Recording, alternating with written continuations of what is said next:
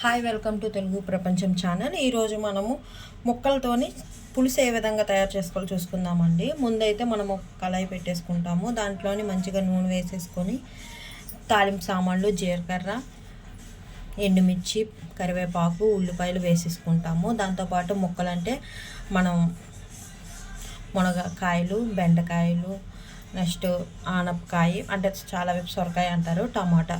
దీంతోపాటు వేరే కాయలు కూడా అంటే బ్రింజల్ ఉంటుంది కదండి, వంకాయ, దాన్ని కూడా వేసుకున్న, రాడిష్ వేసుకున్న, వెజిటేబుల్స్ ఏవైనా ఆల్ మిక్స్ చేసి వేసుకున్నా కానీ టేస్ట్ ఉంటుందండి.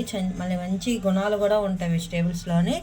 సో మనం ఇప్పుడైతే అన్నీ వేసుకున్నాం. ఉల్లిపాయలు బాగా మగ్గిన తర్వాత టమాటా వేసేసుకొని దాంట్లో ముక్కలన్నీ వేసేసుకొని దాంట్లోనే వేసుకున్నప్పుడే కొంచెం సాల్ట్ అనేది వేసుకుంటే ముక్క మూత పెట్టిన తర్వాత ముక్కకి ప్రతి దానికి సాల్ట్ పడుతుంది. నెక్స్ట్ ప్రతి ముక్క కూడా మగ్గి ఉడికేస్తుందండి.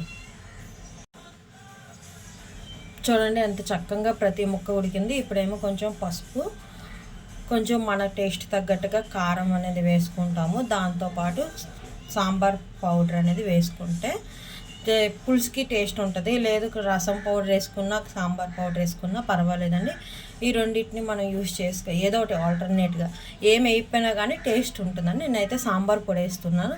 ఆల్రెడీ చింతపండు అనేది కొంచెం తీసుకొని నానబెట్టుకుంటాము.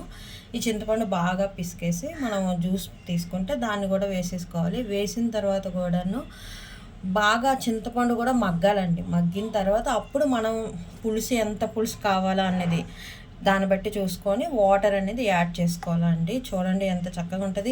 దీంట్లోని కావాలంటే బెల్లం వేసుకోవచ్చు అండి. బెల్లం వేసుకుంటే ఇంకా దాని ముక్కల పులుసుకి టేస్టే వేరు. మీరు కూడా ట్రై చేయండి. థ్యాంక్ యూ అండి.